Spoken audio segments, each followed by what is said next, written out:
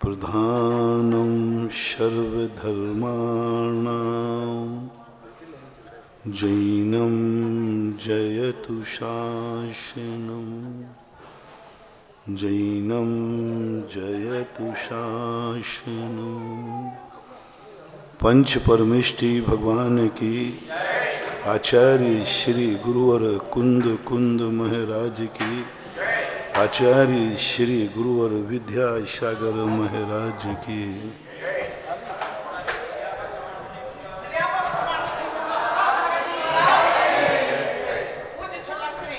गंभीर सागर जी महाराज की। दैनिक प्रवचनों की श्रृंखला में कल अपन ने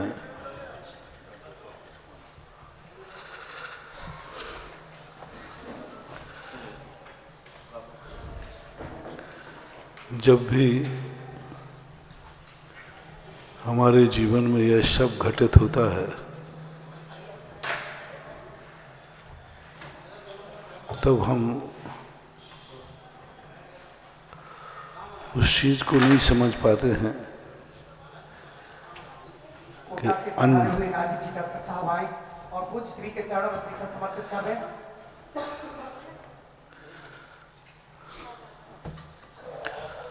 अनचाहा घटित क्यों होता है? उस अनचाही की जो घटना होती है उस घटना के संबंध में हर व्यक्ति परेशान हो जाता है। जो मैं सोचना नहीं चाहता हूं वह सोचने में क्यों आता है? जब मैं सोचना ही नहीं चाहता हूं, मन मेरा है और मेरे ही काबू में नहीं आता, ये सबसे बड़ी कमजोरी है। परायों की चिंता मत करो, दूसरा हमारे संबंध में क्या सोच रहा है आप उस पर विचार करते हैं और टेंशन में आते, वो हमारा बुरा सोच रहा है, मैं नहीं चाहता हूं कि वो मेरा सोचे। यह टेंशन करने की अपेक्षा इतना बता दो तुम्हारा मन क्या सोच रहा है, जो तुम चाहते हो वही सोच रहा है क्या? सबसे बड़ी परेशानी यह नहीं है कि कौन हमारे संबंध में क्या सोच रहा है, सबसे बड़ी परेशानी यह है कि मेरा मन मेरे अनचाहा क्यों सोच रहा है। पहले मन को पकड़ो। कितना भी दुनिया, सारी दुनिया हमारा बुरा विचार ले, कुछ नहीं होने वाला, उससे हमें कोई कर्म का बंध नहीं होगा, कोई हमारी नकारात्मक एनर्जी नहीं आएगी। हम उन सब दुनिया की हर मुकाबला करने को तैयार हैं, है शक्ति। पहले इतना बताओ कि तुम्हारा मन तुम्हारे काबू में है कि नहीं। तुम्हारे मन में वही विचार आते हैं जो तुम चाहते हो कि अनचाहे विचार भी आते हैं। तुमने सुबह उठ करके नहीं चाहा था कि मैं ये विचार करूंगा, क्यों आ गया? तुमने नहीं सोचा था कि मेरे मन में ये विचार आएगा, क्यों आ गया? और जिसको अपने मन पर ही कंट्रोल नहीं है, जो अपने मन के अनचाहे विचारों को नहीं रोक सकता, वो दुनिया को क्या रोक पाएगा? क्या रोक पाएगा? हम दुनिया से बचने का, कोई मेरे संबंध में गलत नहीं विचारे, सारी दुनिया वही मेरे संबंध में सोचे जो मेरे लिए हितकारी है, रुचिकर है, अच्छा है। ये सब भावना बातें, सब टोटल व्यक्ति से पूछ लेना, महाराज ऐसा कोई मंत्र बताओ दुनिया कोई हमारे विरुद्ध में न सोचे, हमारे अहित में न सोचे, हमारे अहित के संबंध में बुरा विचार न करे। इससे क्या फर्क पड़ता है? जिनवाणी कहती है तुम्हें इससे कोई नुकसान नहीं है, बस तुम एक बात पर विचार कर लो, तुम्हारा खुद का मन तुम्हारे संबंध में अहितकारी न सोचे, बुरा न सोचे। चलो ये ना सही, कम से कम जो तुम नहीं चाहते हो वो ना सोचे। तुम बुरा सोचना चाहते हो तब मन बुरा सोच ले, लेकिन जो तुम सोचना नहीं चाहते वो सोच लेता है। ये सबसे बड़ा अभिशाप अपनी जिंदगी में लगता है। सबसे ज्यादा हमारी शक्तियों को छीन कोई कर रहा है। हमारे पास इतने कमजोर भी नहीं है कि हमारे पास कोई शक्तियां नहीं हैं। हम इतने दरिद्र भी नहीं है कि हमारे पास कुछ भी नहीं है। हम इतने भाग्यहीन नहीं है कि हमारे पास जीने लायक भी जिंदगी नहीं है। इतना मत समझना। मनुष्य पर्याय बनी है।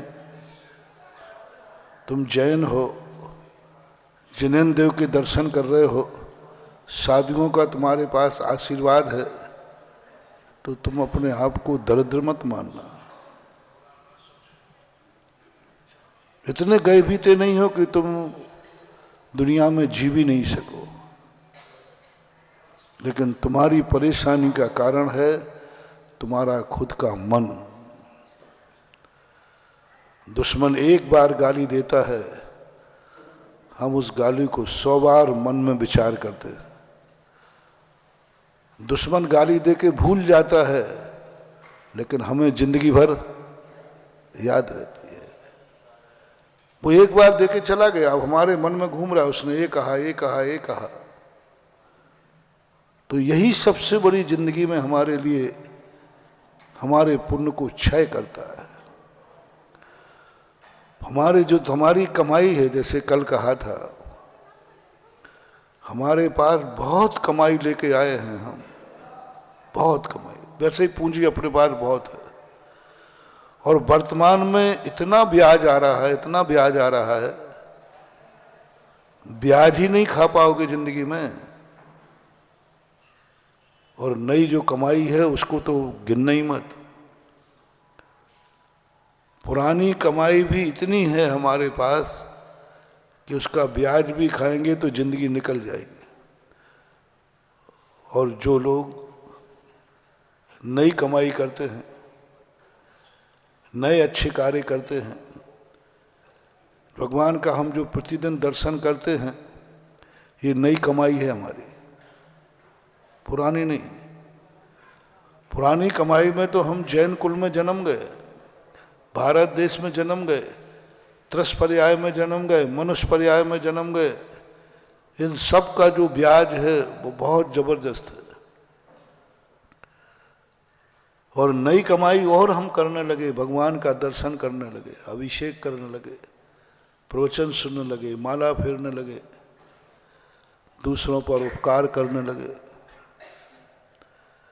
किसी गरीब को देख करके उसका उपकार करने लगे, किसी बीमार को देखकर दवाई करने लगे, किसी रोगी को देख करके निरोग करने का भाव आ गया। ये पुरानी कमाई नहीं है।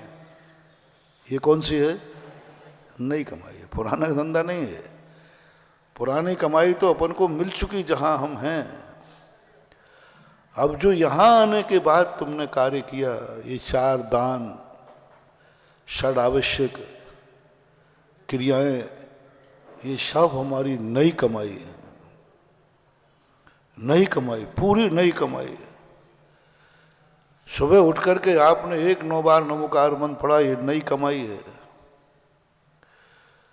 सुबह उठ करके आपने एक भिखारी को 1 रोटी दे दी, ये नई कमाई है। सुबह उठ करके आपने कहा कि कोई गिर गया था, उसको हाथ पकड़ के उठा दिया, ये नई कमाई है तुम्हारी। किसी बीमार व्यक्ति को देखा और तुमने उसकी दवाई करा दी, ये नई कमाई है। 2 व्यक्ति लड़ रहे थे, तुमने समझा दिया, ये नई कमाई है। तुम बाजार में खाने के लिए गए, कोई अभक्ष चीज थी, तुमने कहा ये नहीं खाऊंगा, नई कमाई है। 24 घंटे जैन कुल में जन्म लेने वाला बनिया की कमाई कभी नहीं रुकती। मैंने कल कहा था, होम रेस्ट नहीं करना। दुकान नहीं चले तो थान अपने आप पटकना और साफ करके फिर रख देना, खाली मत बैठना। कौन सा मुहावरा कहा था कल? बनिया खाली हाथ नहीं बैठता, भले वो तखरिया पगुआ चलाता रहता है इधर के उधर, खाली नहीं बैठेगा। बनिए के स्वभाव जिंद के समान होता है, जिंद के समान। जिंद को आप खाली नहीं बैठा सकते। जिनको जिंद सिद्ध हो जाते ना, वो तुमने काम नहीं बताया तो तुम्हें मार डालेंगे। वो कहते काम बताओ, अब उसको 1 सेकंड लगता काम करने को। कहते काम बताओ, नहीं कमाऊंगा तुम, मैं खाली नहीं बैठूंगा। तो एक नशा नहीं लगा देता है सिद्ध करने वाले। जिंद को सिद्ध करने का एक, सिद्ध करने के पहले ये सोच लेना कि तुम जो काम बताओगे वो कर देगा। फिर वो कहे काम बताओ, तो उनको कहा गया है कि एक सीढ़ी लगा देना। बोले जब तक हम मना नहीं करें इस पर चढ़ता रहे उतरता रहे। वो जिन चढ़ता रहता है उतरता रहता है, चढ़ता रहता है। उसको काम चाहिए, खाली नहीं बैठेगा। सरसों के दानों में कोई दाने मिला दो और बोले इनको अलग अलग करो, एक एक करके बीन के करना है, ऐसे नहीं फूंक के नहीं करना। वो करता रहता है। बस तुम भी एक जिंद बन जाओ। जिंदगी में होम रेस्ट नहीं, जिंदगी में हताश मत बैठो। एक्सीडेंट हो जाए तो पुलिस वाले क्या करते हैं? जाम कर देते हैं? नहीं, साइड से रास्ता निकाल देते। साइड से रास्ता निकाल देते, चलो आगे बढ़ो, वो तो हो गया, एक्सीडेंट हो गया। बस ऐसा ही व्यक्ति ने ये जान लिया कि जो कुछ हमारी जिंदगी में, अगर उसको साइड में करो, एक्सीडेंट है, आगे बढ़ो, नई कमाई चालू करो। और जैन कुल में जन्म लेते ही सबसे पहले 45वें दिन नई कमाई चालू होती है, मंदिर चला जाता है। कितने अभक्ष, कितने पापों से बच, जैन कुल में जन्म लेने मात्र से व्यक्ति कितने पापों से बच गया। किसी मांसाहार कुल में, किसी शराबी के कुल में, किसी जुआरी के कुल में, किसी डाकू के कुल में जन्म जाते तो जन्म से ही पाप कर रहे होते, जन्म से ही पाप कर रहे। और यहां जो तुम सिखाया जाता है, कुछ ना कुछ करते रहो, नई कमाई करो, और तुम्हारी नई कमाई हो रही है, क्योंकि हम लोगों ने संस्कार ही दिए। और मेरा तो नेचर है बासी कमाई खाना ही नहीं, उसको तो रख ही रहने दो। बाप की कमाई पर कभी अपनी जिंदगी मत चलाना, उसको तो एफडी में डाल दो बकत मौका के लिए, दान पुण्य करने के लिए। उससे कमाई करो, उसका भोग मत करो। पूर्व भव की, अपने पूर्वजों की कमाई का से कमाई करो, भोग मत करो। बाप की कमाई भोगी नहीं जाती, बाप की कमाई से कमाई की जाती है। कमाई करो, उस कमाई से। बाप की संपत्ति को कभी कमाना नहीं, उसको ऐसा इन्वेस्ट करना कि उससे जो कमाई आए वो कमाई तुम उपयोग करना। उसको अपने जीवन में लाओ कि अपनी इससे कैसे कमाई बनाए। पिताजी मिले हैं, उनका तुम सहारा मत लो। पिताजी, जैन कुल में जन्म लेकर पिताजी से ये सीखो कि जो पिताजी ने का दिया है उससे मैं अपनी कमाई कैसे करूं। पिताजी ने मुझे जन्म दिया है, अब मैं जैनी कैसे बनूं, ये हमारी कमाई है। मैंने अभी टीकमगढ़ में कहा था, जैन बनना और जैनी बनने में अंतर है। जैन तो तुम्हें कर्मों ने बना दिया, जैन तो तुम्हारे पूर्व कर्म के कर्म हैं, अब तुम्हें जैनी बनना है। यदि तुम अजैन होते तो जैनी बनने में बहुत दिक्कत थी। तुम जैन तो हो ही, मां जैनी बन जाओ। जैन तो हो, जैनी बन जाओ। और जैनी तुम्हारी कमाई है, जैन बाप की कमाई है, बासी कमाई है। बासी कमाई को नहीं खाना, दूसरों की कमाई नहीं खाना, स्वयं कमाओ। दूसरों की कमाई नहीं खाना। दूसरों की कमाई डाकू खाता है। तुम्हारे लिए उस कमाई को अपने जीवन में देखो, कितना भी बासी कमाई खाते हैं, स्वर्गों से मोक्ष नहीं होता, क्योंकि वहां नई कमाई नहीं है, सब पुरानी है, सब पूर्व भाव के कर्मों का फल है। नई कमाई तो वहां ना के बराबर है, किंचित भी नहीं है।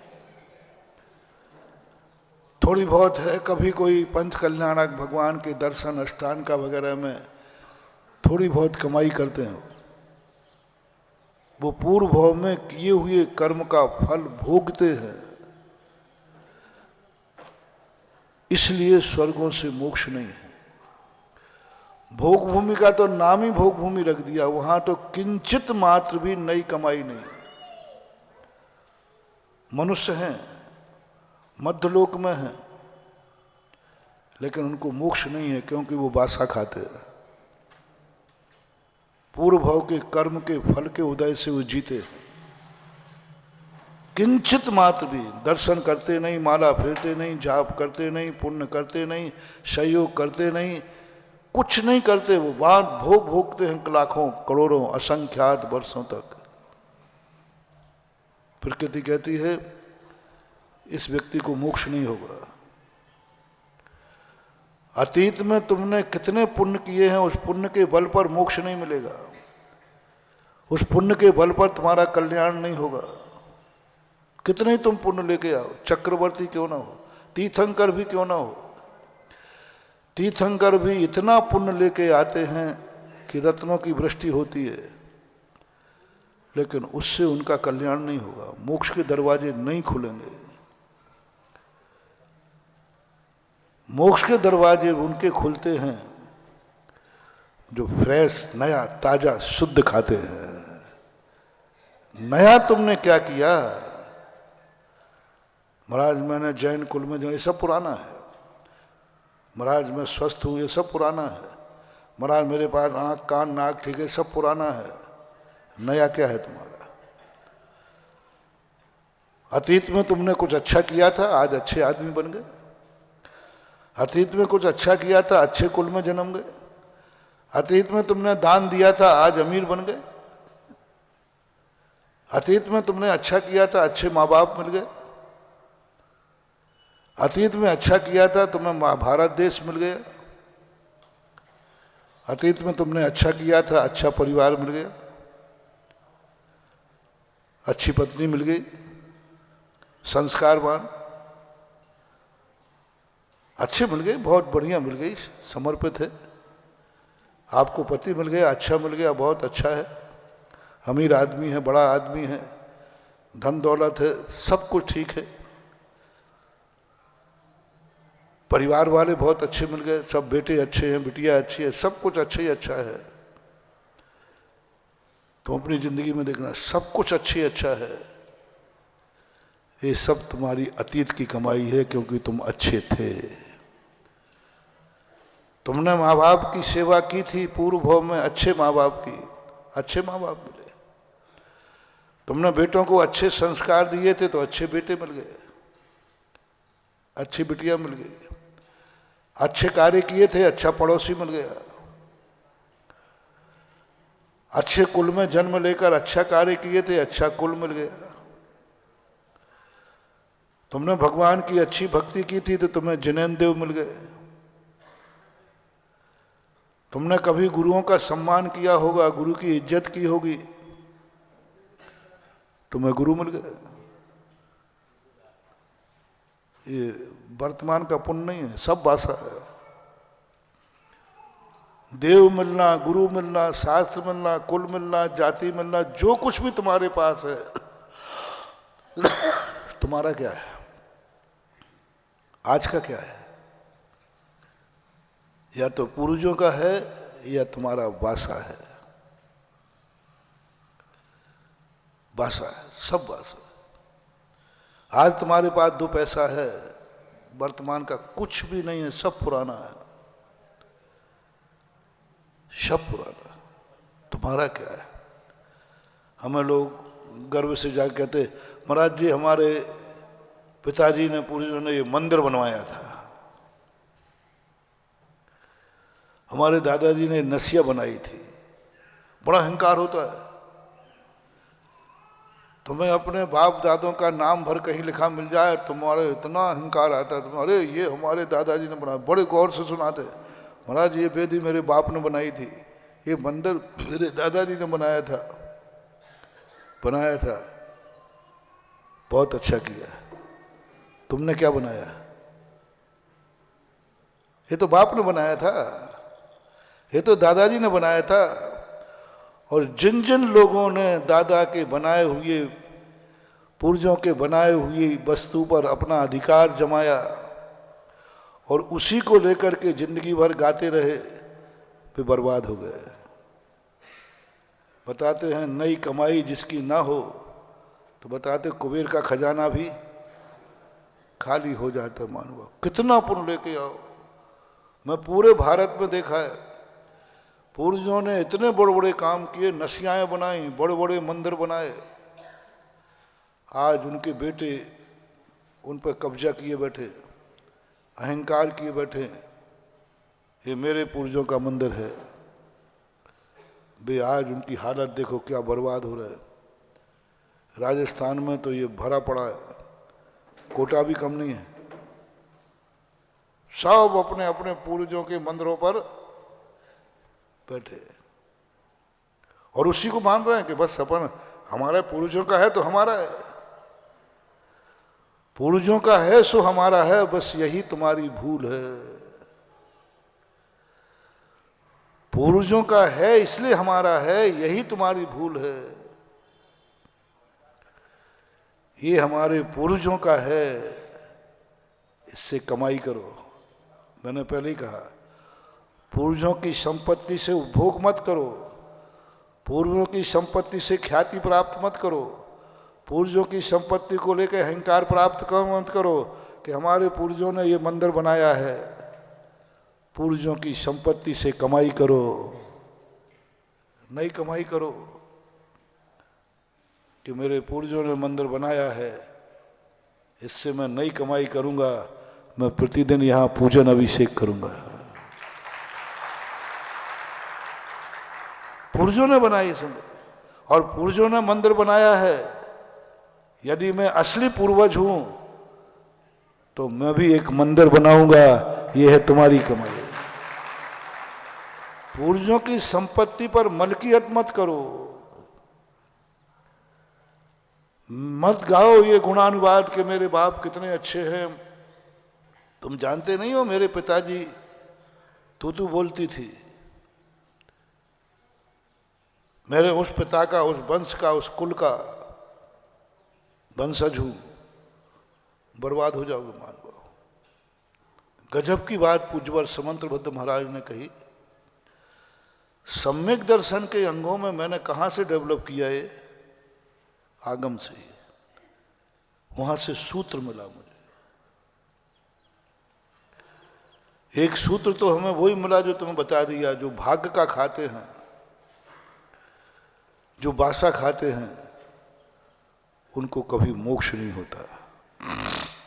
दूसरा मिला, जो पूर्वजों की जो संपत्ति तुम्हें पुण्य कर्म से, उस पर यदि तुम्हें अहंकार है, उसका तुम उपभोग कर रहे हो, तो तुम बर्बाद हो जाओगे। सम्यक दर्शन भी खत्म हो जाएगा।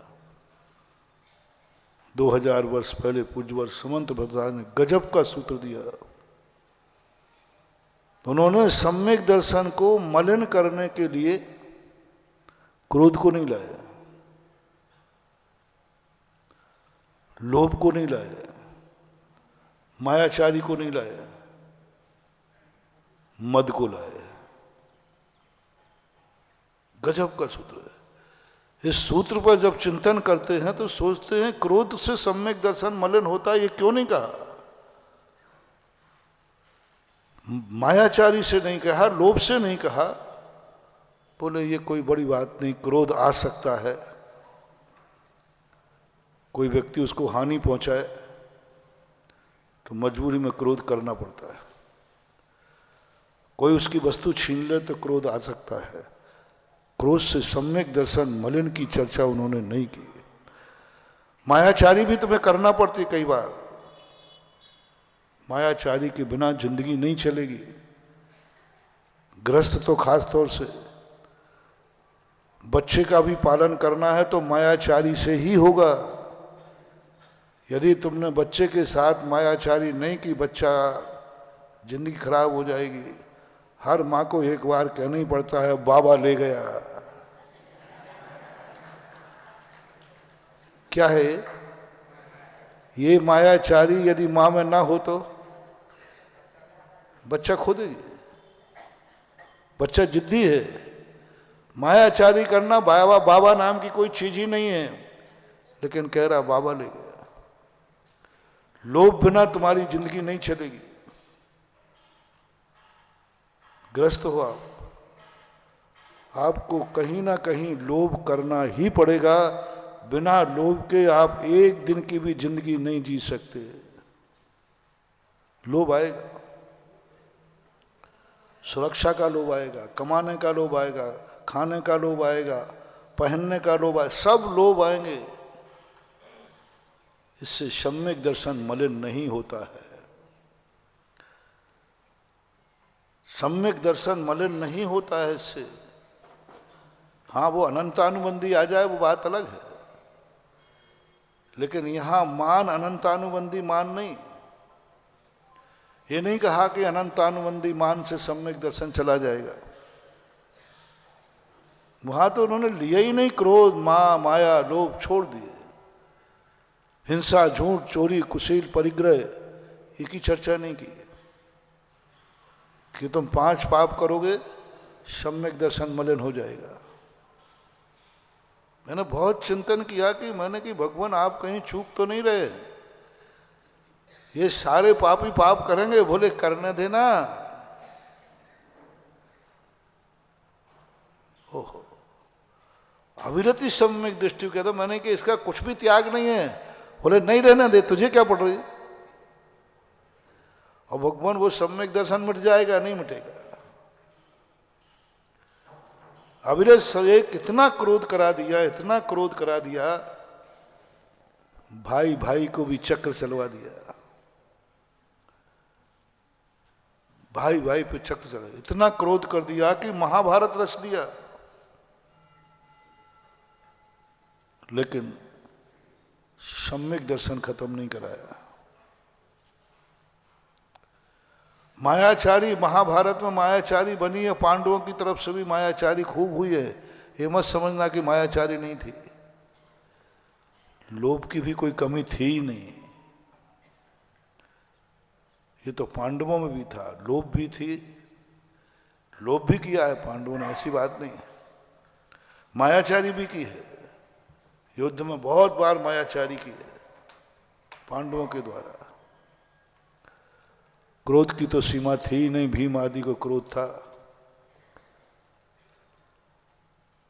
लेकिन ये तीनों दुर्योधन के पास भी थी। लेकिन दुर्योधन के पास एक मद था। समंतभद्र महाराज कहते कुल का मद, कुल का मान। मैं उच्च कुलीन हूं। अब ये पुराना है, ये बाप का कुल है, तुम्हारा नहीं है। कुल तुमसे बनता है कि पूर्वजों से बनता है? तो तुम उस पर अहंकार कर रहे हो। मैं उच्च कुलीन, मैं उच्च कुल वाला हूं। मालूम नहीं मेरे बाप दादे कितने उच्च कुल के थे। गया काम से, बर्बाद हो जाओगे। जब जब तुमने ये बात कही कि मेरे पूर्वज उच्च कुल वाले थे, उनकी इज्जत थी, उनकी शान थी, वो सारे जगत में महान माने जाते थे, तुम्हारा डाउनफॉल चालू हो। अब देखना, तुम्हारा उत्थान करता हूं। मेरे पूर्वज इतने महान थे, मैं भी उतना ही महान बनूंगा। अब ये तुम्हारी खुद की कमाई है। मेरे पूर्वज उच्च कुलीन थे, ये पूर्वजों की कमाई है। मैं भी उच्च कुलीन बनूंगा, ये स्वयं की कमाई है। मेरे पूर्वजों की इतनी इज्जत थी, मैं भी इज्जत कमाऊंगा, ये स्वयं की कमाई है। मेरे पूर्वज इतना दान देते थे, मैं भी दूंगा, ये स्वयं की कमाई है। मेरे पूर्वजों की इतने समाज में ख्याति थी, मैं भी कमाऊंगा, ये स्वयं की कमाई है। मेरे पूर्वज रात में नहीं खाते थे। कई लोग कहते महाराज हमारे दादाजी बहुत अच्छे थे, रात में पानी भी नहीं पीते थे, जनेऊ भी रखते थे, बहुत सारी बातें कहते हैं। अरे महाराज वो तो चाहे 4 बजे जाएं कैसे जाएं, भगवान का दर्शन किए बिना वो भोजन भी नहीं करते थे। बड़ों की बातें सुना में बड़ा मजा आता है। महाराज जी वो तो मुनियों के तो ऐसे भक्त थे, हमारे यहाँ जब भी मुनि आते थे चौका तो लगता ही था। ये सब तुम बासी खा रहे हो। ऐसे कुल में मैं पैदा हुआ हूं, बस बर्बाद हो जाओगे। अब तुम बहुत बड़ी गलती कर रहे हो, बहुत बड़ी गलती कर रहे हो। थोड़ा सुधार लो, थोड़ा सुधार लो। मैं पुराणों की पूर्वजों की कथा को सुनाने के लिए मना नहीं कर रहा हूं। पूर्वज अच्छे थे तो अच्छे कहना ही चाहिए। अच्छे थे उसमें क्या बात है। अपने पूर्वजों की कहानी कौन नहीं सुनाएगा, लेकिन पूर्वजों की कहानी का भोग मत करना, पूर्वजों की इज्जत पर मत जीना। तो मुझे क्या समझता है, मैं किस बाप का बेटा हूं, ये मत बोलना। उसका उपभोग नहीं करना, उसको पूंजी बनाओ। पूर्वजों का इतिहास रचना है। पूज्यवर जिनसेन स्वामी महाराज ने कहा 8वें वर्ष में पिता को, अपने बालक को अपने पूर्वजों की जो रेपुटेशन थी उसको बताना चाहिए। पूर्वज कैसे थे तुम्हारे। 8 वर्ष से लेकर 18 वर्ष के बीच में आपका मुख्य कार्य क्या है, माता पिता का, उसको अपने पूर्वजों की पूरी कहानी याद कराना। 1 पीढ़ी, 2 पीढ़ी, 3 पीढ़ी, 6 पीढ़ी, 7 पीढ़ी, जितना भी तुम्हारे थे पूर्वज की यशोगाथा गाओ। तेरे दादा के दादा ऐसे थे, तेरे पिता ऐसे थे, तेरे दादा, सब सुनाना चाहिए। राजगद्दी पर बैठने के पहले सबसे पहले वहां पर ये सुनाया जाता है तुम्हारे पहले कैसे कैसे राजा इस पर बैठ चुके हैं, कैसे कैसे राजा बैठ चुके हैं, सबका इतिहास पढ़ाया जाए। जयपुर में जब मैं था, वहां पर एक राजकुमार का राज्याभिषेक हुआ, तो वहां पीढ़ी बांची गई कि इसी वंश में 300वीं पीढ़ी के पहले श्री राम इस गद्दी पर बैठे थे। मतलब हमारा जो वंश है वो श्री राम से चला है। 300 पीढ़ी पहले रघुवंशी थे हम। ये सब पढ़ाया गया, पूरा बांचा गया। ये कितनी बड़ी चीज है। सबसे पहले अपने बच्चों को कुछ मत सिखाओ, भविष्य मत सिखाओ, क्या करना है ये मत सिखाओ। ये सिखाओ तू कैसे कुल में जन्म लिया है, तेरा वंश कैसा है, कैसे कैसे लोग इस वंश में हो गए हैं, और गर्व से सुना सको अपना वो वंश है जिसमें मुनि महाराज हुए हैं, अपना वो वंश है जिसमें आरिकाएं हुई हैं, अपना वो वंश है जिसमें ब्रह्मचारी हुए हैं, ब्रह्मचारिणी हुई हैं, अपना वो वंश है जिसमें ऐसे ऐसे जितने भी तुम्हारे। बहुत खेद की बात है कि आप लोग सब अच्छा कर रहे हो, लेकिन आपके बाद पूर्वजों का इतिहास नहीं है। कितनी पीढ़ियां याद हैं।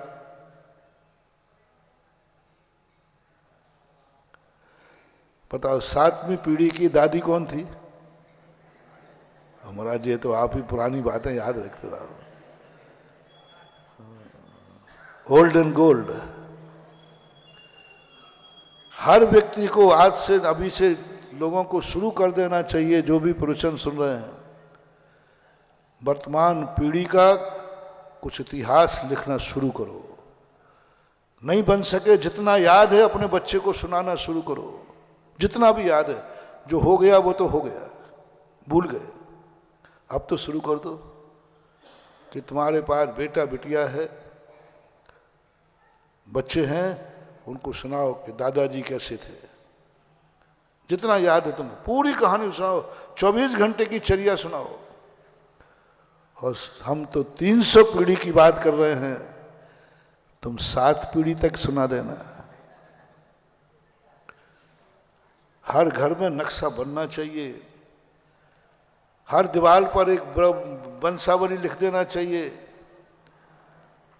जब तुम अपनी संपत्ति की वसीयत दो तो पूर्वजों की भी वसीयत देना चाहिए कि मेरे वसीयत कैसे थे, मेरे पूर्वज कैसे थे। ये पूज्यवत जिनसेन स्वामी ने लिखा, 8 वर्ष के होते ही सबसे पहले एहसास कराओ, मालूम तो किस देश में जन्मा है, इस देश की विशेषता क्या है। उस देश में जन्मा है जो देश तीर्थंकर लोग जन्मते हैं, जहां 63 लाख का पुरुष जन्मते हैं, जहां सदा भगवानों का विहार होता है, मुनियों का विहार होता है। ये उसको बताओ, ये देश की महिमा बताओ। रोटी कपड़ा और मकान के लिए भारत देश नहीं है। रोटी कपड़ा मकान तो भारत से ज़्यादा अमेरिका में है। ये चीज़ें तो वहाँ अच्छी मिल जाएंगी। भारत देश की विशेषता क्या है? फिर बताओ तुम अपनी जाति की, कि बेटा तुम किस जाति में जन्मे हो। बताओ अपने कुल की, तुम किस कुल में जन्मे हो। इस कुल में ऐसे ऐसे लोग हो गए हैं, इस कुल की चर्या ये है, इस कुल की विशेषता ये है, इस कुल के आचार विचार ये हैं, सब उसको बताओ। 8 वर्ष के बाद ये सब चीजें बताना पड़ेगा। 8 वर्ष के बाद हर बालक को पूरा परिवार रिश्तेदार बैठ करके सम्यक तो लाभ क्रिया बोलते उसे सब बताएंगे। तेरे पूर्वजों की रिश्तेदारी कैसे थी, किन किन कुल में हमने रिश्तेदारी की है, ये बताने के बाद अब क्या करना? अहंकार आएगा उसको? नहीं, अहंकार करने के लिए नहीं बताया था, ऐसा तुझे बनना है इसलिए बताया जाता है। मैं ऐसे कुल का हूं जो मेरे माँ बाप ने बताया है, सब नाश हो जाएगा, बर्बाद हो जाएगा। उसी समय से तुम्हारा डाउनफॉल चालू हो जाएगा, किस्मत तुम्हारी फूटना चालू हो जाएगी, क्योंकि तुमने पूर्वजों की इज्जत का, उच्च कुल का उपभोग करना शुरू कर दिया। तुम्हें आनंद आ गया ना, अच्छा मैं इस उच्च कुल का हूं, मेरे पूर्वज ऐसे थे। जो तुम्हारे अंदर अहंकार आया, बस यहीं से तुम्हारा पतन चालू हो जाएगा। बस पूर्वजों की कहानी पूरी सुनना, देश की कहानी पूरी सुनना, तुरंत नीचे लगा देना, मैं ऐसे पूर्वज थे तो मैं भी ऐसा ही बनूंगा। बस सब काम, नई कमाई चालू कर ली। किससे? पूर्वजों की पूंजी बनाओ और नई कमाई चालू करो। मेरे पूर्वज उच्च कुलीन थे, मैं भी उच्च कुलीन। वो रात में नहीं खाते थे, मैं भी नहीं खाऊंगा, ये नई कमाई चालू हो गई। वो नहीं खाते थे इसलिए नहीं खाऊंगा। अभी मैंने धर्म की चर्चा नहीं की, अभी धर्म के कारण नहीं कह रहा हूं मैं, अभी धर्मात्मा तो तुम्हें बनाया ही नहीं है। हमारे पूर्वज नहीं खाते थे, ये तुम्हारी पूंजी हो गई, इसलिए मैं रात में नहीं खाऊंगा, ये तुम्हारी कमाई हो गई। किस पर कमाई हुई? पूर्वजों का ब्याज। पूर्वजों की यदि ये पूंजी नहीं मिलती कि वो रात में खाते होते तो तुम भी रात में खाते होते। वो यदि मांसाहार करते होते तो तुम क्या कर रहे होते? मांसाहार कर रहे होते। वो जो करते, कुल में जो होता वो तुम कर रहे होते। लेकिन पूर्वजों की पूंजी मिली कि हमारे पूर्वज मांसाहारी नहीं थे, हमारे पूर्वज रात में नहीं खाते थे, हमारे पूर्वज अभक्ष नहीं खाते थे, हमारे यहाँ कोई शराबखोरी नहीं करता था, जुआखोरी व्यसन नहीं करते थे। ये हुई पूंजी। अब इस पूंजी पर कमाई करना है। मैं भी नहीं करूंगा क्योंकि मेरे पूर्वज नहीं करते थे। कुलाचार। बहुत बड़ी बात जिनसन स्वामी ने कही। उन्होंने तुम्हें सीधा धर्मात्मा नहीं बनाया, उन्होंने कहा तुम तो पहले कुलाचार की रक्षा करो।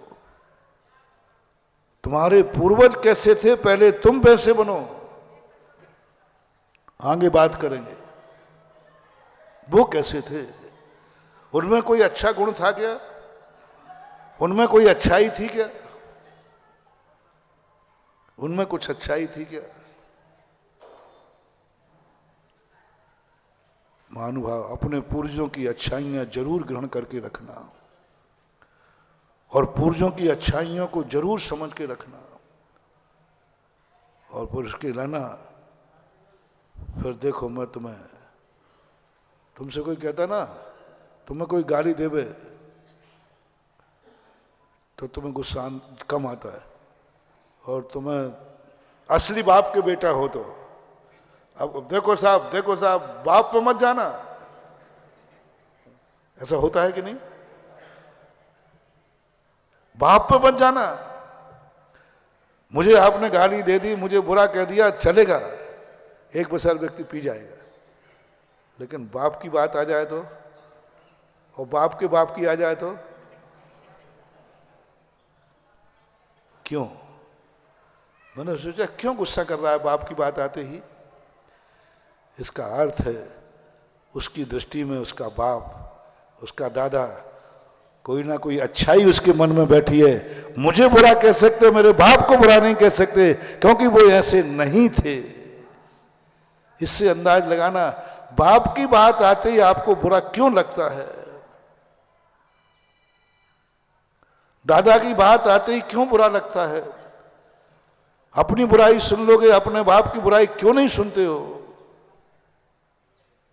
क्यों नहीं सुनते हो? समझ लेना महानुभाव, तुम्हारे पूर्वजों में कोई ना कोई ऐसा अच्छा गुण था जिसकी बुराई होती वो तुम्हें गुस्सा दिला रहा है। इसलिए ये बात अपने जीवन, लेकिन उनकी कमाई को खाना मत, खाओगे तो बर्बाद हो जाओगे। एक क्षण को भी नहीं भोगना उनकी कमाई को, उनकी इज्जत को, उनकी शान को। बाप की कमाई खाना नहीं, बाप की कमाई को पूंजी बनाओ और बस वहां एक टाइटल लगा दो, मैं जब उनका वंशज हूं तो मैं भी वैसा ही करूंगा। बस मेरे आचरण भी वैसे ही होंगे, जो जो उन्होंने किया है वो मैं भी करूंगा। बोलो तुम्हारे बाप ने क्या क्या किया, दादा ने क्या क्या किया, पढ़ो, नीचे नोट लगा दो, आज से पुरुषार्थ चालू, क्योंकि मैं ओरिजिनल वंशज हूं, उन्हीं का अंश हूं, उन्हीं का वंश हूं। जब उन्होंने ऐसा किया है तो मैं भी ऐसा करूंगा।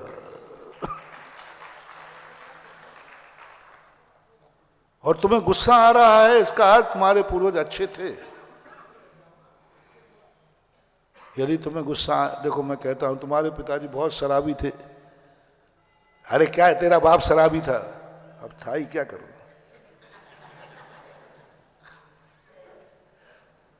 मालूम तेरा बाप बहुत जुआड़ी था, गुस्सा नहीं आएगा क्योंकि वो था ही, वो तो था ही। आपको गुस्सा थोड़ा शर्म से निकल जाएगा, भाई कौन बाप ही ऐसा मिला, क्या करें।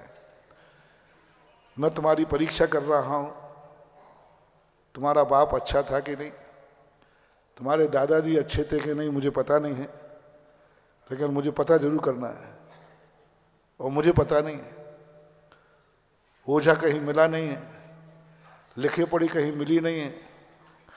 अब मैं कैसे पता करूं तुम्हारे बाप अच्छे थे? तो बस तुम्हारे बाप की मैं बुराई शुरू करता हूं, तुम्हारे दादा की मैं बुराई शुरू करता हूं, और जैसे जैसे तुम्हारे पूर्वजों की बुराई हो और तुम्हें गुस्सा आता रहे, समझ लेना तुम्हारे दादा बहुत अच्छे थे, तभी गुस्सा आ ही नहीं सकता उसके बिना। जब जब तुम्हारे दादा की पिता की वंशज की बुराई हो और तुम्हें गुस्सा आवे और तुम लड़ने को तैयार हो जाओ, बस मैं निर्णय कर लूंगा कि तुम्हारे बाप दादे बहुत अच्छे थे। किससे शुरू करूं?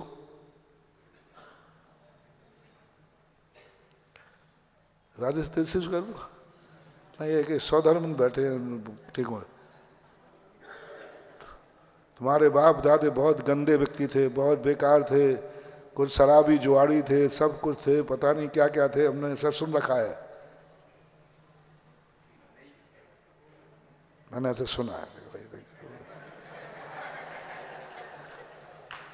सुना है ऐसा, मैंने सुना है, देखो पक्का नहीं है, सुना है। महाराज कब सुना, किसने सुना, उसका नाम बताओ आप। महाराज जी किसने कहा आपसे? अरे मैंने कहा भाई सुना है। बोले महाराज नाम बता दो, मैं उसके बैठ जाओ बैठ जाओ, तुम्हारे पूर्वज बहुत अच्छे थे। क्योंकि तुम्हें क्रोध है, नाम बताओ किसने कहा, मैं उसका थोबड़ा बना। जितना क्रोध आवे, जितना क्रोध आवे, ये अंदर की आवाज है, बनावटी नहीं। पूर्वजों की बुराई सुनकर के बुरा अंदर से लगा कि बाहर से? बस अंदर से यदि बुरा लगे, क्रोध लगे। एक व्यक्ति ने जिज्ञासा में प्रश्न किया, बोले महाराज जी मैं अभव्य हूं कि भव्य? तो मैंने कहा भैया ये बता, मैं जो बोलूंगा वो सही है कि गलत? पहले पूछ तो लो। तो उन्होंने कहा नहीं महाराज आप जो बोलोगे वो सही है। मैंने पक्का? पक्का। तो मैंने कहा तू अभव्य है। अब विश्वास, महाराज जी ने वो रो पड़ा, इतना रोया, रोकर रो पड़ा, चीख कर रो पड़ा, आंसू आ गए। महाराज ने तो कह दिया, तो अब पहले मैंने पूछा मैं सही बोलूंगा कि गलत? तो क्या कहा उसने? तो मैंने कहा तू अभव्य। वो रो पड़ा और बिल्कुल ऐसा बैठ गया, मैंने कहा गया ऊपर। अभव्य कहना बहुत बड़ी गाली है, और वो भी साधु के मुख से, बहुत बड़ी धार्मिक गाली है अभव्य कहना, यानी तेरा कभी कल्याण। और वो रो पड़ा, बिल्कुल ना रो के बैठ गया। तो मैंने कहा भैया ये तो टेस्ट था, तू भव्य ही है।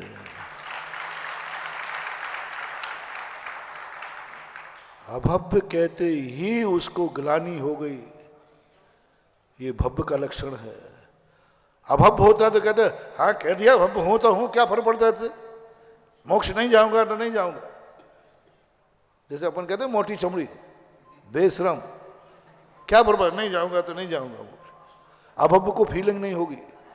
यदि फीलिंग हो गई अंदर से, आंख का आंसू टपक गया, चेहरा उतर गया, नियम से ये भव्य की निशानी है। मैंने कि भैया आई एम सॉरी प्लीज, भव्य और अभव्य की निशानी इसी मशीन से की जाती है कि पहले अभव्य बोला जाता है और फिर देखा जाता है कि इसको कैसा लग रहा है। यही मैं सोच रहा हूं कि आपके बाप दादे कैसे थे, कैसे पता करूं? तो मैं जम के तुम्हारे बाप की, बहुत जितने दोस्त थे सब तुम्हारे बाप में थे, सब तुम्हारे दादा में थे। और अंदर से महाराज जी आपको कुछ मालूम नहीं है, आप क्या जानते हैं हमारे बाप के संबंध में? मैंने कहा भैया सुना है। मैं भी अपने ऊपर क्यों लूंगा, मैं तो जानते ही नहीं हूं, तो अपन क्या बहाना बना देंगे? सुना है। एक बार एक व्यक्ति ने कहा, बोले महाराज जी हमने आपके संबंध में ऐसा सुना है, आप मंदिरों में जाते हो, तीर्थ क्षेत्र पे जाते हो, ऐसा करते हो, ये करते हो, वो करते हो, इनको ऐसा कर देते हो, और हमारे संबंध में बहुत ज़्यादा चर्चा है। मैं वैसे ही चर्चित साधु हूँ। संसार में सबसे ज़्यादा चर्चाएं हमारे संबंध में होती हैं, और हर व्यक्ति एक ही कहता है, भैया तुम्हें कैसे? मैंने, महाराज जी मैंने सुना है, बहुत अच्छे व्यक्ति थे वो, अंतर्राष्ट्रीय व्यक्ति थे वो। मैंने कहा भाई तुम्हारे पास कोई प्रमाण है? तुमने देखा है क्या? नहीं महाराज मैंने तो नहीं देखा। तुम्हारे पास कोई प्रमाण है? नहीं मेरे पास कोई प्रमाण नहीं। मेरे संबंध में जितनी चर्चाएं तुम कर रहे हो, इन चर्चाओं का सबूत क्या है?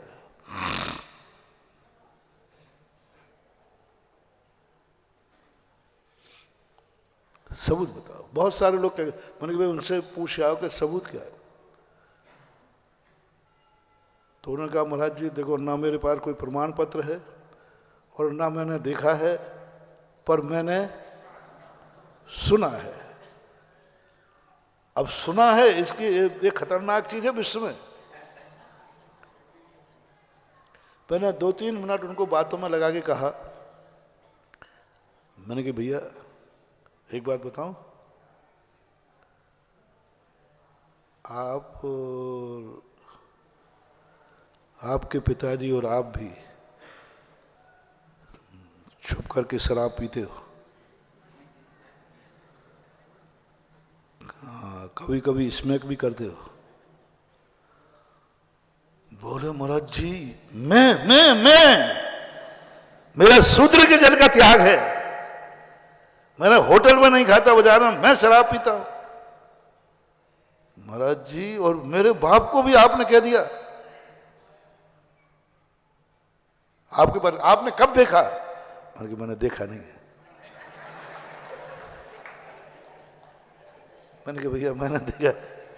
महाराज आपको कभी कोई, आपका क्या प्रमाण, किसने कहा उसका नाम बताओ? मैंने कहा वो नाम भी पता नहीं है। प्रमाण क्या है आपके पास? मैंने कहा वो भी नहीं है। तो फिर आपने कैसे कहा? महाराज सुना होगा तो उसकी शक्ल तो देखी होगी। तो हमने कहा नहीं शक्ल भी नहीं देखी हमने, क्योंकि उस समय में अंजलि लेकर नीचे जा रहा था।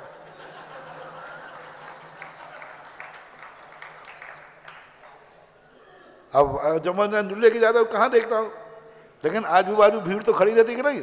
और भीड़ में लोग कह रहे थे ये फलाना चंद यहाँ तो धर्मात्मा बनता है, उधर शराब पीता है, ऐसा लोग कह रहे थे। सुनने में आया था मैंने, चंद तो आप ही हो ना? हमारा चंद तो मैं ही हूं। महाराज जी आप बताओ, आप बताओ। देखो महाराज जी बहुत बड़ी बात हो गई आप, और आपके मुंह से निकली है बात। आप बताओ मैं पी सकता हूं क्या?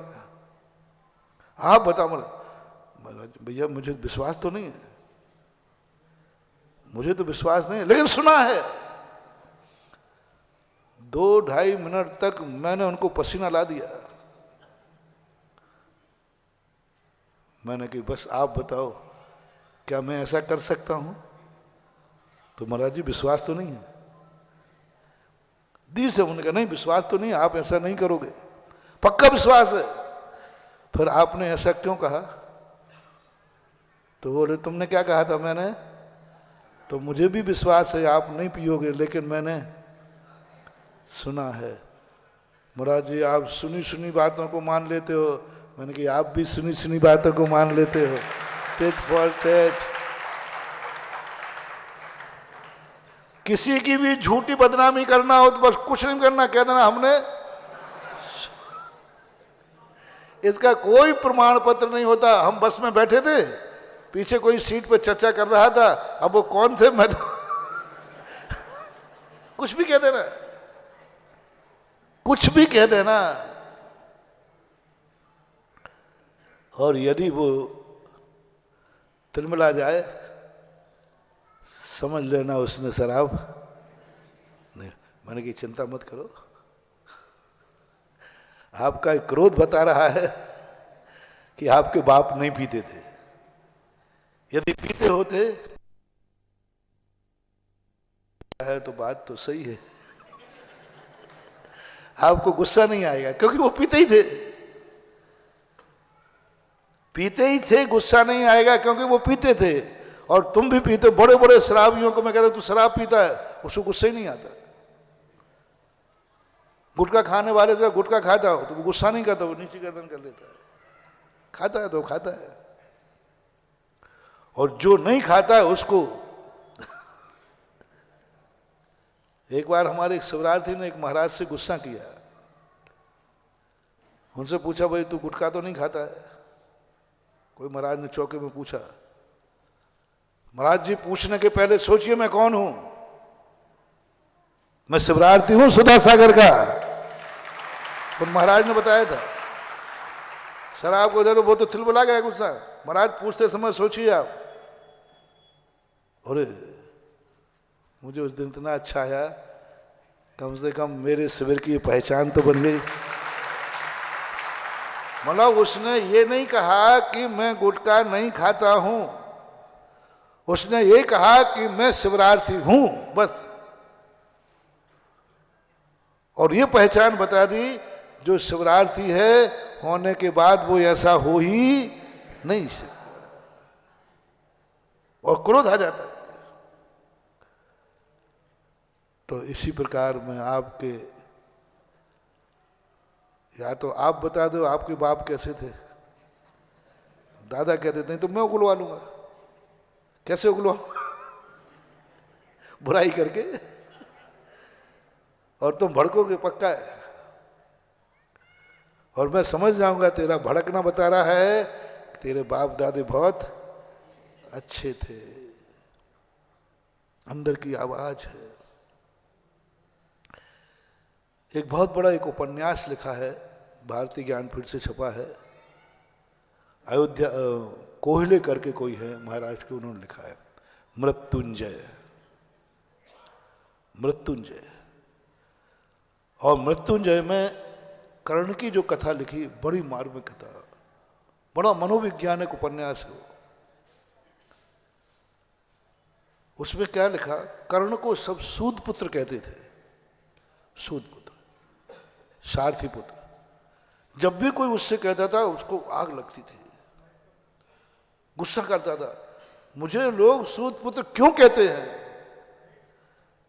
थोड़ी देर बाद सोचता था कौन सा बुरा कहते, मैं तो सूद पुत्र हूं ही, क्योंकि उसको तो यही मालूम था कि मेरे माता पिता सारथी हैं, तो हूं मैं। बाद में वो संतोष कर लेता था, लेकिन पहली बार कहने पर उसको लगता था जैसे इनके दांत तोड़ दो, गुस्सा आता था। तुरंत सोचता था, कर्ण विवेकी तो था ही, तुरंत सोचता कौन सा बुरा कर, मैं सूद पुत्र तो हूं ही, शांत हो जाता। पूरी जिंदगी भर ही चलता रहा, जिंदगी भर वो यही करता रहा। उसका एक भाई था जो ओरिजिनल सूद पुत्र था, वो कहता भाई तुझे क्यों गुस्सा आता, मुझे तो नहीं आता। अपन दोनों एक माँ बाप के बेटे हैं, तो मुझे तो सूद पुत्र कहता तो मुझे तो गुस्सा नहीं आता, तुझे क्यों आता है। तो कहता भाई पता नहीं मुझे क्यों आता है, ये मैं अभी तक समझ नहीं पा रहा हूं। जब भी किसी ने सूद पुत्र किया मुझे आग लग जाती है। क्यों लगती है? बोले भैया मुझे पता ही नहीं चल रहा है, पूरी जिंदगी भर इसका वो रहस्य पता नहीं कर पाया। रहस्य कब खुला? जिस समय कर्ण प्रतिज्ञा करता है कि आज सूर्य अस्त के पहले या तो अर्जुन रहेगा या मैं रहूंगा, या तो अर्जुन रहेगा या मैं रहूंगा, बस सूर्य अस्त के पहले। यानी यदि अर्जुन जिंदा रहा तो मैं अग्नि प्रवेश कर जाऊंगा, दो में से एक रहेगा। ये प्रतिज्ञा करते ही देखो ओरिजिनलिटी खुलती है। वो कुंती को पता चला, और कुंती को मालूम था कि सूत पुत्र नहीं है, ये तो मेरा ही पुत्र है। कुंती कही कि कर्ण का वचन झूठा नहीं जाएगा। आज कोई एक मरेगा, आज कोई एक मरेगा पक्का है।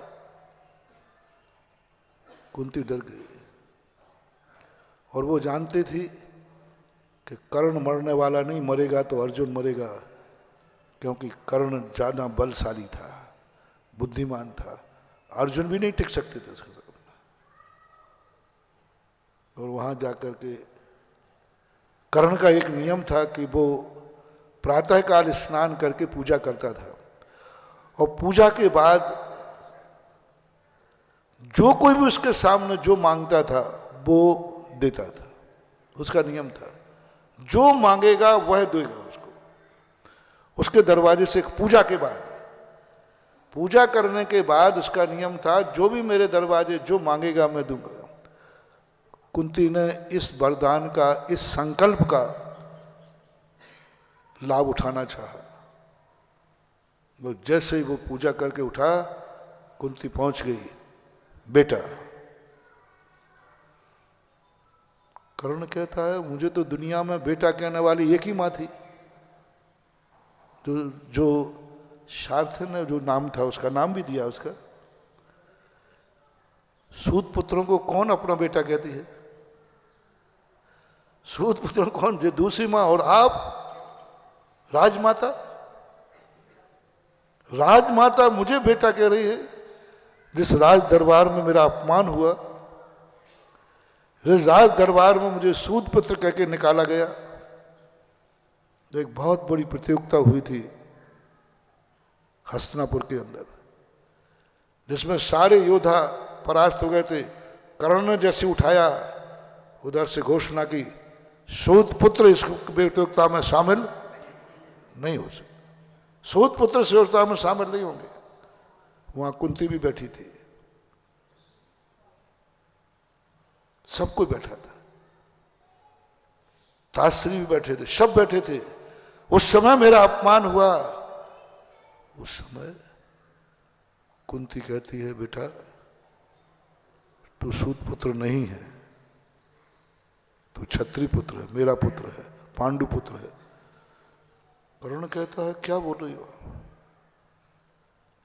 यदि मैं सूत पुत्र नहीं हूं, तुम्हारा बेटा हूं, तो भरी सभा में जब अपमान हुआ था, उस समय तुम्हारा मातृत्व कहां गया था? वो मेरी मजबूरी थी,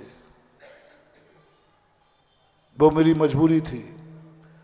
मैंने अपवाद के कारण, निंदा के कारण, क्योंकि तेरा जन्म जिस अवस्था में हुआ है वह अवस्था इस समाज में निंदनीय है, बहिष्कृत है, वो दशा कलंकनी मानी जाती है। और मैं इस पांडु कुल में कलंक नहीं लगाना चाहती थी, क्योंकि जिस कौमार अवस्था में तेरा जन्म हुआ वह देश के लिए कलंक माना जाता है, निंदा मानी जाती है। इसलिए मैं कुल में, स्वयं में, राजघराने में कलंक न लग जाए, उसके कारण मैं चुप रही। तो फिर आज क्या हो गया? फिर आज परिचय देने की क्या जरूरत पड़ गई? आज क्यों आई हैं? बोले, आज तूने जो प्रतिज्ञा की है, और तेरी प्रतिज्ञा कभी झूठी नहीं होगी, मैं आज तुझसे वरदान मांगती हूं, मेरे पांचों बेटे सुरक्षित हो, मेरे पांचों बेटे सुरक्षित रहें।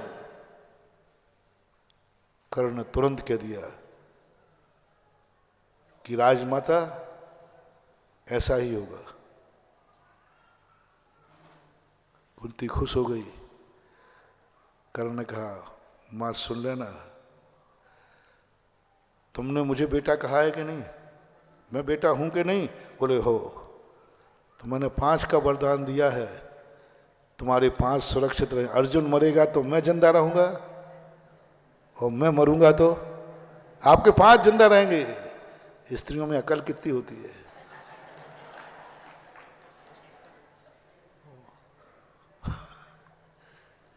स्त्रियों में अकल कितनी है। भली माता बन गई तो क्या अकल तो उतना ही है ना, राजमाता थी ना, कितनी अकल होती है। अंत में जाकर के कर्ण ने अपना पक्ष ले लिया। बोले 5 है ना, 6 हुए ना, 1 मरेगा, 5 तुम्हारे जिंदा रहेंगे। उस समय कर्ण की जो बात होती है, ओह आज पता चला कि मैं ओरिजिनल क्या हूं, मुझे बुरा क्यों लगता था, क्यों बुरा लगता था मुझे, क्योंकि मैं सूत पुत्र हूं ही नहीं। उस दिन उसको पता चला। तो मैं आपसे पूछता हूं, कहीं आप लोग सूत पुत्र तो नहीं है? मेरा मन कर रहा है कि सारे महरोनी करण के बाप सब शूद्र पुत्र थे। इतने क्या के प्रवचन खत्म करूं?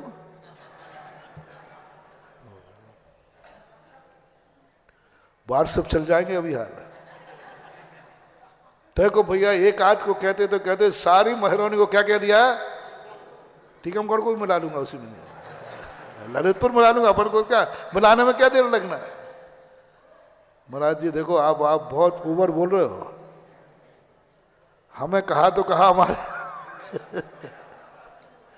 फिर धीरे से कहूंगा, जिन जिन को गुस्सा आया हो, वे सब सूत पुत्र नहीं है, वे सब राजा बेटा है।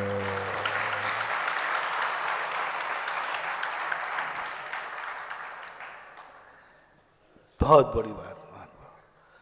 इसलिए आज आपको मोटिवेशन दे रहा हूं कि आपके बाप दादे कैसे थे, आपकी 7 पीढ़ियां कैसी थी, आपका मूल वंश कैसा था, मूल वंश कैसा था। उसका यदि आपके पास कोई इतिहास ना हो तो बस उनकी जब कहीं बुराई हो रही हो, आपके खून की, आपके दूध की, आपके वंश की, उस समय आपको कैसा लग रहा है? शर्मिंदगी महसूस हो रही है तो समझ लेना सही है, वो बुराई गलत नहीं की जा रही है, नहीं की जा रही है। हो सकता है महाराज कह रहे हैं तो महाराज ने कहा तुम्हारे दादाजी शराब पीते थे, भाई हो सकता है, हमें तो पता नहीं है। महाराज तो बहुत अंतर्ध्यानी, अंतर्ज्ञानी, अंदर की सब बातें जानते हैं। और ये भी विश्वास तुम्हारा है, महाराज तो कभी झूठ बोली, तो क्या लग रहा है भैया, महाराज कह रहे हो तो पीते होंगे। तुम्हें प्रमाण है तुम्हारे पास? नहीं है, पर महाराज ने कहा है तो पीते होंगे, इसमें क्या बात होगी? महाराज थोड़ी झूठ बोल देंगे, महाराज को सब मालूम रहता है। वे 7 पीढ़ियां, कोई कहते देख महाराज ने कहा तेरे बाप दादाजी शराब पीते थे, बोले भैया महाराज ने कहा है ना, तो भैया पीते होंगे। क्यों? हमारे महाराज कभी झूठ नहीं बोलते, और हमारे महाराज तो अंतर्यामी हैं, वे तो 100 पीढ़ी की बात जानते हैं। श्रद्धालु है ना, परम भक्त है ना, परम भक्त है ना, तो वो कह देगा कि हाँ पीते होंगे साहब, महाराज ने कहा है पीते होंगे। समझ लेना, आप खोज लेना,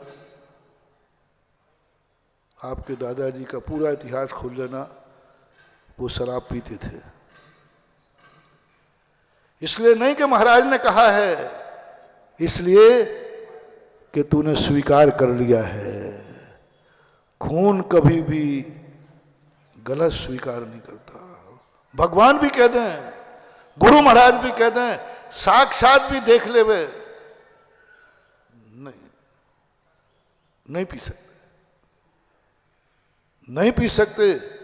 वीडियो भी लाके दिखा दे, विश्वास देखना भाई, विश्वास देखना, नहीं पी सकते पक्का है। अरे वीडियो देख ले, देख ये लिखा है शराब की दुकान, देसी ठर्रा की दुकान, साक्षात लिखा है, देख ले लिखा है कि नहीं। और ये देख वीडियो, देखो भाई वीडियो सही है, महाराज भी सही है, जो कह रहे वो सही है, लेकिन मेरी आत्मा तो नहीं बोल रही है कि वो पीते होंगे। ये तो मैं स्वीकार नहीं करूंगा, बनावटी नहीं करना, अंदर की आवाज बता रहा, ये तो मैं स्वीकार नहीं करूंगा कि वो पीते थे।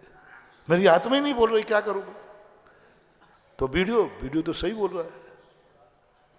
शराब की दुकान तो है, देखे तेरे पापा हैं कि नहीं? बोले साहब पापा भी पक्के हैं। दादाजी पापा नहीं, पापा तो जिंदा है, अपन तो मरे की तस्वीर ला रहा है। नहीं दादाजी यही है, वो यही फोटो हमारे घर में लगी है। दुकान भी सही है, लेकिन मेरी आत्मा कह रही कि नहीं पीते। 100 बार पूछना, एक बार नहीं, अकेले में। देखो फोटो दिखा दिया है, प्रमाण दिखा दिया है, सब दिखा दिया है। अब 100 बार आत्मा से पूछो। आत्मा एक बार देखो, विश्वास तो नहीं है, विश्वास तो नहीं है। अकेले में पूछना आत्मा में। आप फिर अब सही में खोज कर लेना, आपके दादाजी शराब नहीं पीते थे।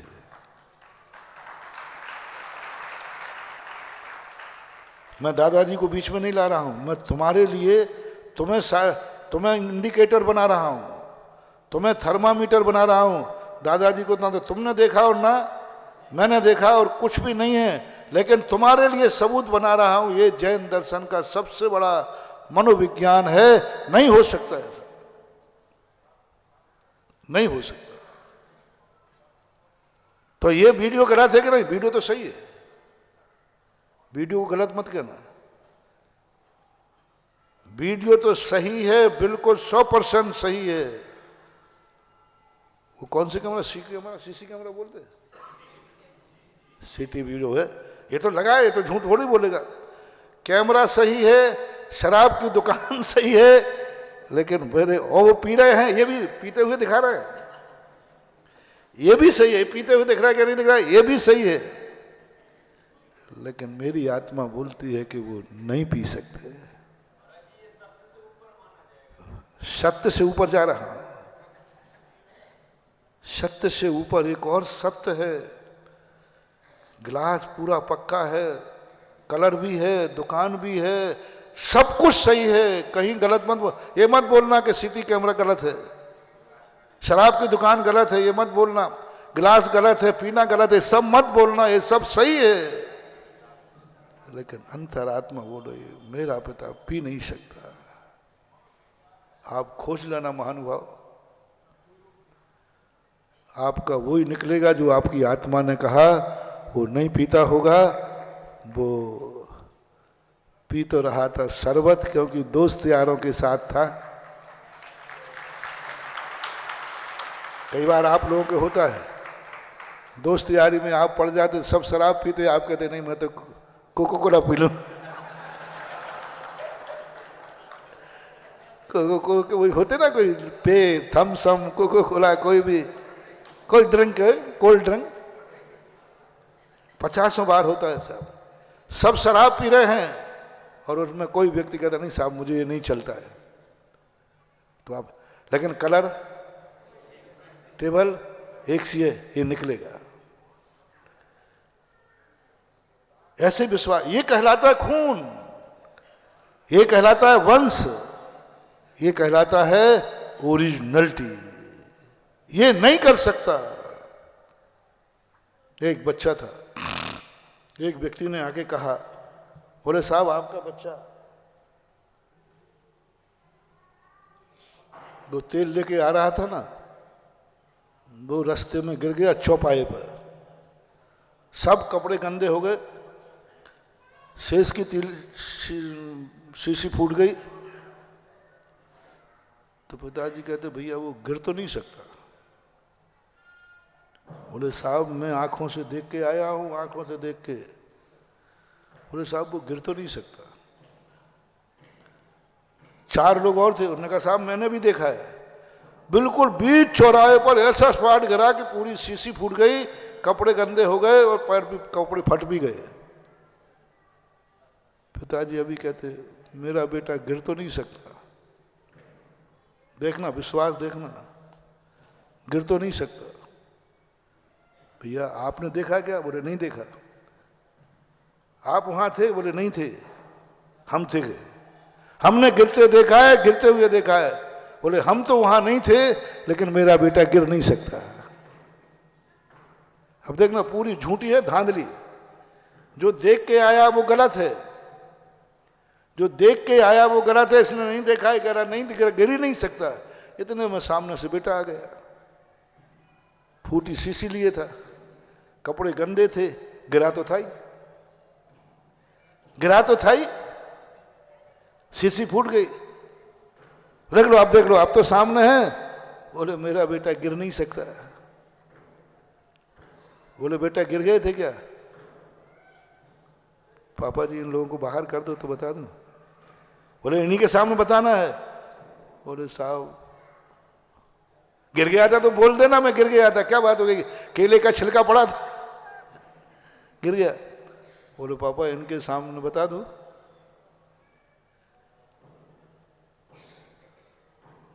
मैं गिरा नहीं था। तो क्या बात है, बोल। बोले बोले पापा वहां एक सोने का बिस्कुट पड़ा था।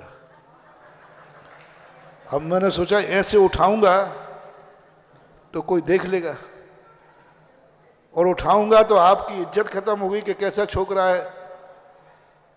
अब मैंने कोई दिमाग काम नहीं किया, तो मैंने कहा एक ही काम है, पर तेल तो कितने का सा था, तो मैंने कहा मैं ऐसे धड़ाम से गिरा और बिस्कुट उठाकर गिरा, इसको उठाने के लिए गिरा था वो।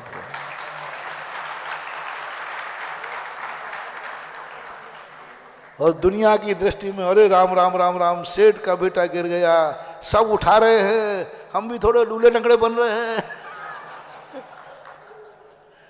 वो लूला लंगड़ा बन गया, ये बन गया, अरे राम राम राम राम, सबकी सहानुभूति। अब बोलो वो गिरा हुआ था कि बिस्किट उठाने का ये तरीका था? बाप ने पहले ही कह दिया था मेरा बेटा।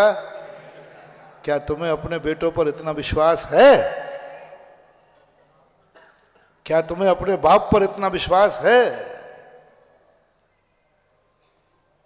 दोनों तरफ देखना है। पूज्यवर सुमंत्र भद्र महाराज यही तो कहते हैं, हित कंपाए शाम्भो भत सन्मार्गे, ऐसा विश्वास हिला नहीं सके कोई। पानी से पतला कोई नहीं, तलवार से पहना कोई नहीं, फिर भी पानी की बूंद, नई तलवार लगती है ना, नई तलवार, उस पर आप पानी की बूंद रख दो, मोती जैसी चमकती है, कटती नहीं है। पानी जैसी पतली है और तलवार पहनी है, फिर भी पानी की बूंद चमक रही है। इत्कंपाए शाम्भो भत सन्मार्गे संशय रुचि, हिदमे वो दृश्य वो तत्व नान्यान चान था। इत्कंप, कितनी बड़ी बात कही। वो बूंद निष्कंप होकर के तलवार की धार पर चमकती है, तलवार से भी वो कटती नहीं है। ऐसा ही हमारा विश्वास होना चाहिए, धर्म के प्रति होना चाहिए। उसको अभी मैं गौण कर रहा हूं, आपका वंश के प्रति होना चाहिए। आज सबको अपने अपने वंश को, जितनी बुराइयां हैं, मैं सब महरोनी के बापों को कहता हूं, वहां जाके पूछना अंदर से, अकेले में, झूठ मत बोलना। ऊपर से बनावटी करने से कोई फायदा नहीं है। खून से पूछो, खून खून को बोलेगा। सूत पुत्र कहोगे तुम्हारे आत्मा में क्लेश होगा। मुझे तो नहीं विश्वास कि मेरे दादाजी ऐसे होंगे, हो ही नहीं सकता, हो ही नहीं सकता। यदि अंदर चेतना से आपने बोली है तो आपका दादा वैसे ही निकलेगा जो तुम्हारी अंतर आत्मा बोल रही है। तुम्हें फर्कने की जरूरत नहीं। ये भगवान सच्चा है खोटा है, अंदर चेतना से पूछो। ये गुरु तुम्हारा कैसा है, अंदर चेतना से पूछो। ये शास्त्र तुम्हारे क्या है, अंदर चेतना से पूछो। क्या है देव शास्त्र गुरु, क्या है तुम्हारा वंश, पूछो अंतर चेतना से। और नोट करके रख देना आज ही। अपने बेटे को बताना मेरे दादा ऐसे थे। प्रमाण क्या है? मेरी आत्मा। आत्मा, आत्मा की साक्षी कभी झूठी नहीं मानना। 3 साक्षी हमारे यहाँ कही है, अपसख्यम, देवता सख्यम, पर सख्यम। इनमें सबसे बड़ी साक्षी कौन सी है? अपसख्य, आत्मा की साक्षी है। इसलिए बोलिए ना मत, आप लोगों के पूर्वज कैसे थे, मैं मान के चलता हूं, मान लो अच्छे थे, बहुत अच्छे थे, बहुत अच्छे थे, मान लिया। अब तो शांति है। बहुत अच्छे थे, बहुत अच्छे थे, बहुत अच्छे थे। कितने अच्छे थे? बहुत अच्छे थे। कॉलर थोड़ी यूं कर लो, गुरु से सर्टिफिकेट मिल रहा है। अब बोलो मैं झूठ बोलूंगा कि सही? एक बार और बोल दो। तो मैं कह रहा हूं ना बहुत अच्छे थे। अब तो तुम्हें कोई संदेह करने की जरूरत नहीं, क्योंकि मेरी आत्मा भी बोल रही है कि तुम जब मेरे सामने बैठे हो, यही सबूत है कि तुम्हारे पूर्वज बहुत अच्छे थे।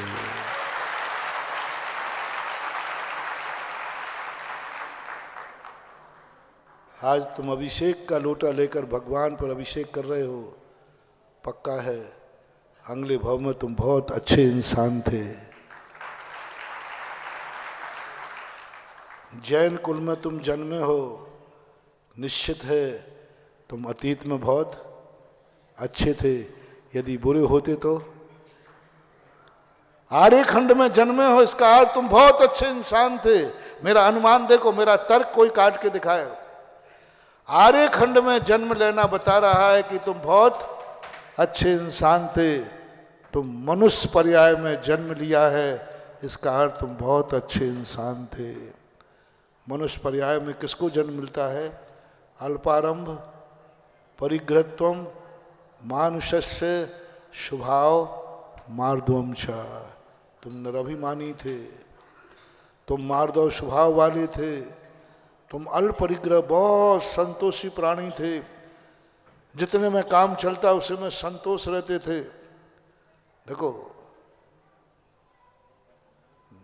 मैं त्रिकालदर्शी नहीं हूं, मैं सर्वज्ञ नहीं हूं, लेकिन मैं जो जानता हूं वो गलत भी नहीं है। सर्वज्ञ में हूं नहीं, लेकिन मैं जो बोल रहा हूं ये गलत निकलेगा नहीं। बोलो तुम मनुष्य को मैंने कैसे जाना? तत्वार सूत्र से जाना। तुम मनुष्य बने हो। मनुष्य कौन बनता है? अल्पारंभ, बहुत कम आरंभ परिग्रह, शांति से। एक लोटा पानी में काम चलता, एक लोटा में चला दे। थोड़ी सी अग्नि में काम जलता, थोड़ी अग्नि जला लेते। मानो तुम्हारा इतने संतोषी प्राणी थे कि तुम छोटे कार्य में भी बिल्कुल शांत, मन भी शांत, वचन भी शांत। कार्य परिग्रह, तुम अल्प परिग्रह। आपको कोई तृष्णा ही नहीं थी, आपको मूर्छा ही नहीं थी, आप हाय तोबा नहीं करते थे। बहुत छोटे से परिग्रह में शांति है। और निराभिमानी थे, मार्दव स्वभाव वाले थे। स्वभाव मार्दवम च। ये तुम्हारी अतीत की कहानी बताई। तुम अतीत में भी बहुत अच्छे थे, तुम्हारे बाप दादे भी बहुत अच्छे थे, क्योंकि तुम मनुष्य हो और तुम बहुत अच्छे अतीत में थे, तभी तो यशोदा तीर्थ क्षेत्र में बैठे हो।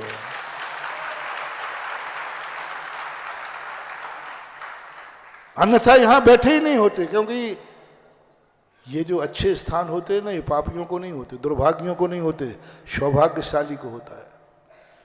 नहीं, इस पर तुम्हें गर्व है कि नहीं? तुम कल बहुत अच्छे थे, कैसा लगा? कैसा लगा? तुम्हारे बाप दादे बहुत अच्छे थे, कैसा लगा? थोड़ा जोर से बोलो ना।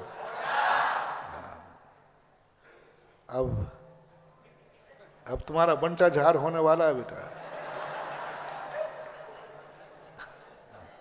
समंत भद्र महाराज कह रहे हैं, इसी अच्छे होने से तुम्हारा सम्यक दर्शन नाश हो जाएगा, क्योंकि तुम अच्छे थे, तुम्हारे पूर्वज अच्छे थे। ये खतरनाक है, इससे सम्यक दर्शन मिट जाएगा।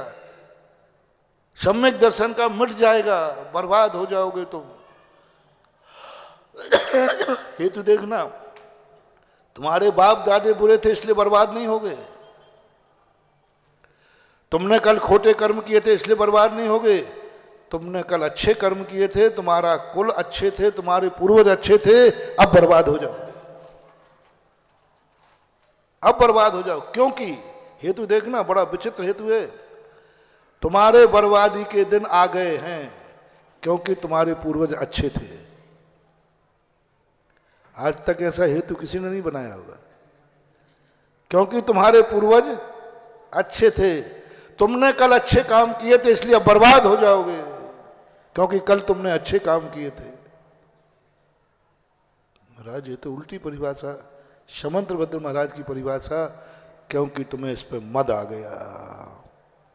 मेरे पूर्वज अच्छे, कितने अच्छे थे महाराज। आपने भी कहा है, दुनिया को सुना के महाराज, मानो महाराज जी ने मैं कहा है कि हम इस बाप की औलाद हूं, इतने अच्छे थे।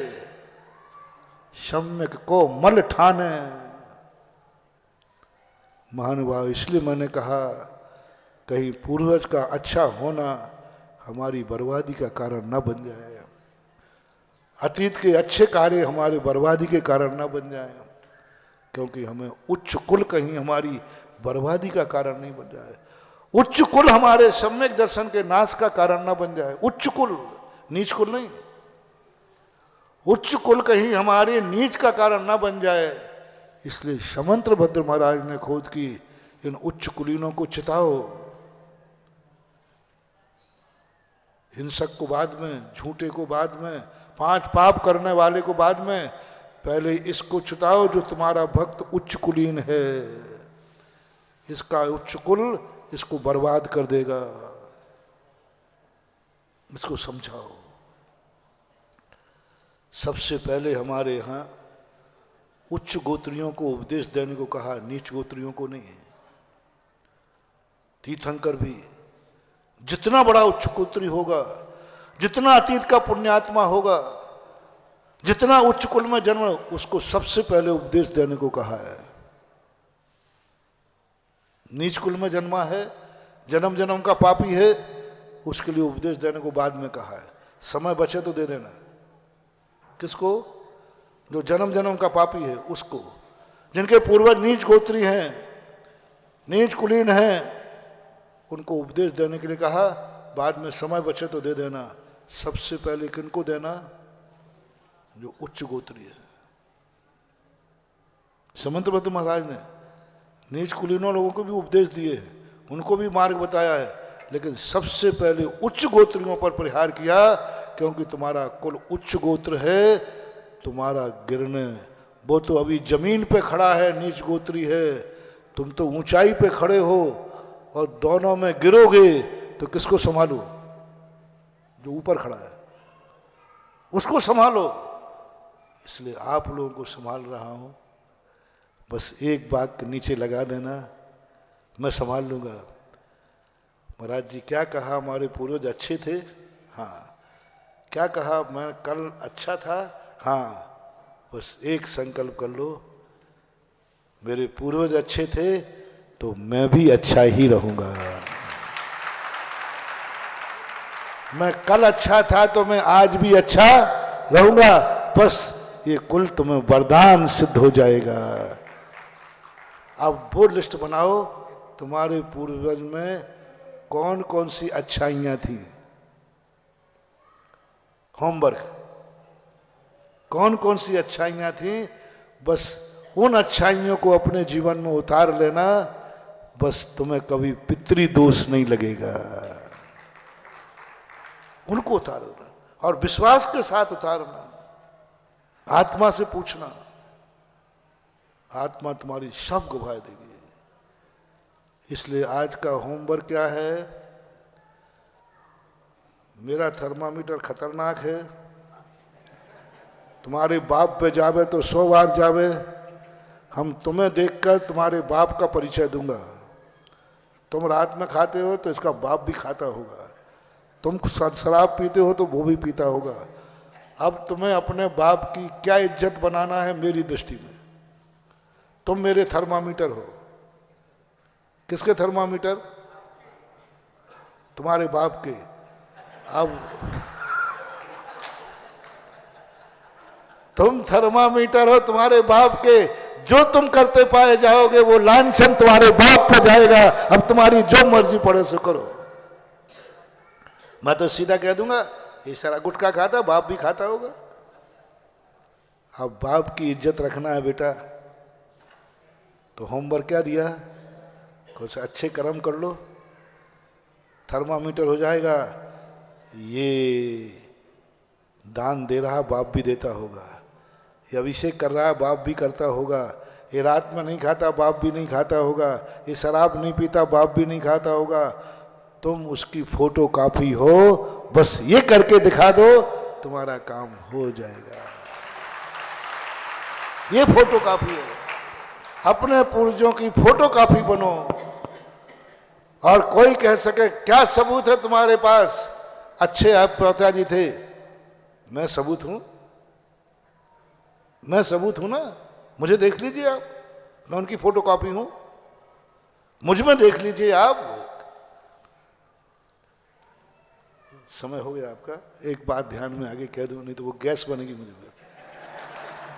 यहां तक आगे।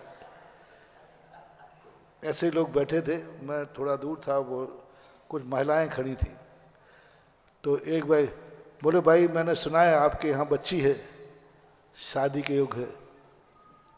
तो वो पूछती है, मम्मी से पूछ रही है, बोले वो बेटी कैसी है आपकी। तो मैंने सुना, मैंने कहा ये इतनी मूर्ख मम्मी से पूछ रही कैसी है। उसने क्या जवाब दिया जो अभी भी मुझे, मैं कैसी लग रही हूं, मैं कैसी लग रही हूं आपकी दृष्टि में, मैं कैसी हूं। क्या गजब का लॉजिक था, मैं कैसी लग रही हूं। बोले आप बहुत अच्छी लग रही हो, आपके आचरण बहुत अच्छे हैं, आपकी क्रियाएं देख करके बहुत अच्छा लग रहा है, आपका नेचर देख के बहुत अच्छा लग रहा है। तो उन्होंने कहा बस जैसी मैं हूं ऐसे मेरी बेटी है।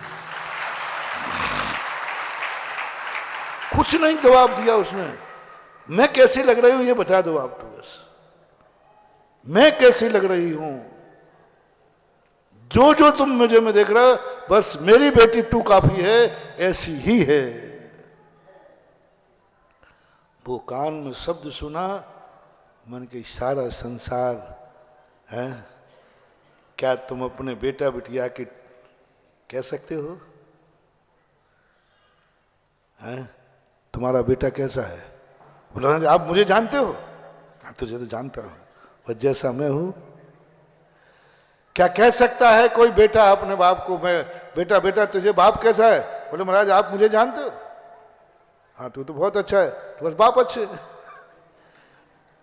एक दूसरे की टू कॉपी बनो, तब कहलाता है वंश, तब कहलाता है अंश, तब कहलाती है ये परंपरा। महावीर भगवान की है।